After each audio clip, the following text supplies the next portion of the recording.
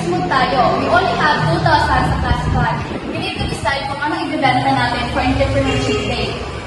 Tara, search tayo kung bahala sa full color prints design para stick-stick na. Wait. Totoo yung design na nahala. Magkaubos ang budget natin kung if hindi mabutan. Oo nga, so we need to make a choice. Ang bawat choice may kapalit.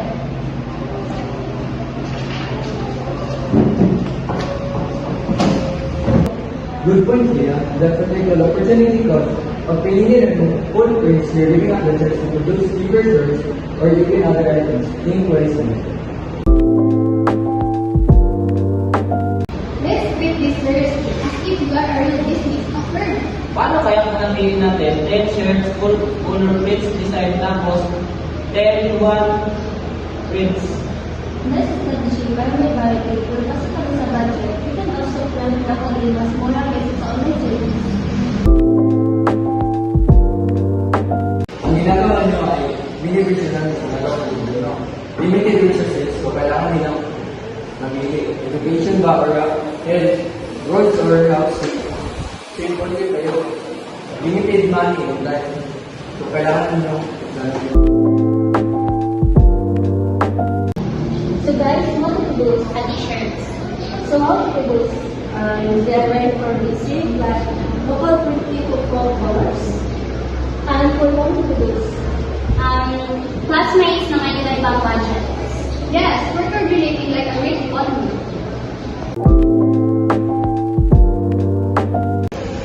Gusto ko mag-stencil design. Kaya natin lang sa bahay, kailangan natin. Mas tipid, mas madali mabilis, at mas masaya gawin with the team. That's what we call efficiency. Mas marami tayong magagawa gamit ang counting resources. Atelia, I want to reserve the full color design image. Okay. Noted, nagagaliman sa fall prints. The next batch, we produce more about the design. Market demand help us to decide. Ganun gumagana ang market.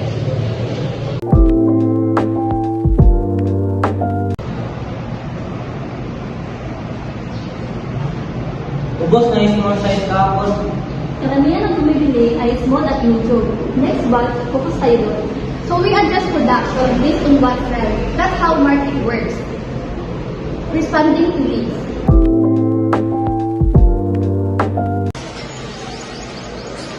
Leia, I only have 50 pesos. Kaya ba yan? No worries. For every pesos, basic design lang. Pero maganda pa rin. Thank you so much, Ate Leia.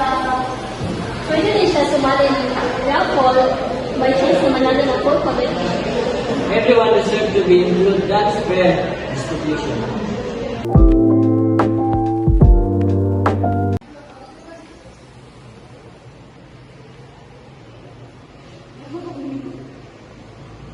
With this experience, basic economics and health. Congratulations, entrepreneurs.